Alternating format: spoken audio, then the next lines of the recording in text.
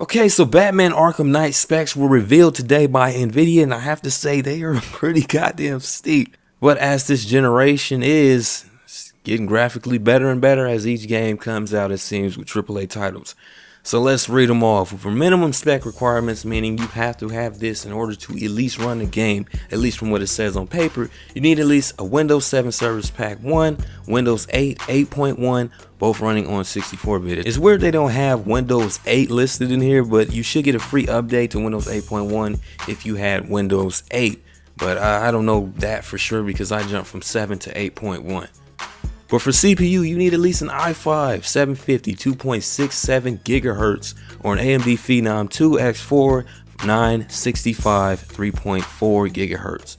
And for memory RAM, you need at least 6 gigabytes of RAM. For GPU, you need at least a GTX 660. Now, they don't list any AMD GPUs in this because this is revealed by Nvidia, and of course, being rivals, they're not gonna, list that, or the fact that AMD might not have tested or seeing what they can do with Batman Arkham Knight just yet.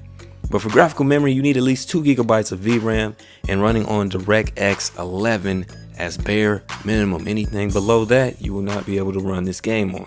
And you need an internet connection. Of course, that is pretty standard nowadays, especially in this generation of gaming and shit, but it's not specified whether you need it to run the game offline like you do with GTA 5. But we'll have to wait and find out for that. But you do need an internet connection to get the game activated, shit like that, normal shit. And for hard drive space, you need at least 45 gigabytes of hard drive space. Now that is just for the minimum. Going into the recommended, same shit for operating system, Windows 7 Service Pack 1 or Windows 8.1 running on 64-bit operating system. With a CPU, you need at least an i7 3770 3.4 gigahertz or an FX-8350 from AMD 4.0 gigahertz. That is for the recommended of CPU. And also you need 8 gigabytes of memory RAM. And for GPU, you need at least a GTX 760. Now, like I said, this is recommended. So when I say at least, I'm meaning at least for recommended. With a graphical memory of at least 3 gigabytes of VRAM. DirectX 11 also, and the hard drive space increases were recommended to 55 gigabytes of hard drive space. Now they also listed an ultra spec requirements, which I'm glad they did because it gives us more of a round figure of what we can run on ultra. All games should start doing this, having 3 instead of just 2. For ultra, you have to have at least Windows 7 Service Pack 1, Windows 8.1, same shit as recommended in minimum. For processor, same as recommended, 3770, 3.4 gigahertz or AMD FX-8350. RAM the same, 8 gigabytes of RAM at least for ultra.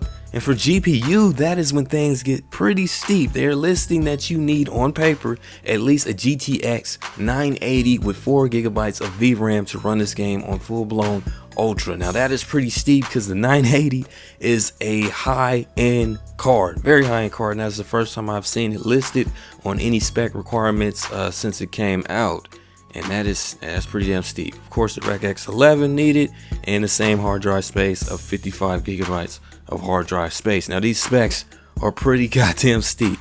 So with that being said, take it with a grain of salt, because as like before, especially with games like Shadow of Mordor and Assassin's Creed, after they finally patched it up to where it was supposed to be, and even GTA 5, the requirements to run the game and even getting up to ultra were pretty different than what they had on paper. So take it with a grain of salt. This is more of a roundup, and near than anything.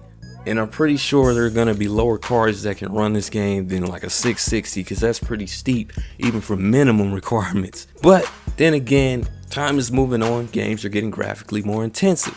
So you also have to take that into consideration if you end up not being able to run this. But like I said, it depends on a lot of things. You got to test it with the real world performance. So I suggest you either wait till somebody runs it on a card that you have or a CPU that you have or anything like that. Or just run it yourself and, get that real world feel out of it. Because like I said, it varies a lot. It really does, especially in the most recent games. Companies seem to boost up what the recommended is than what it actually, needs to run that game at recommended or ultra settings and shit like that. So leave your thoughts in the comment section below. Leave what rig you have right now, and if you're going to upgrade, or if you need to upgrade or not, or if you're going to just give it a shot with whatever you got, even if it is lower than what is listed here. I myself should be able to run this game pretty decent. I should have my i7 by this weekend, so I will be good on that. So with that being said, this is IDCL. Make sure you share, comment, like the video, and I'm out. Peace.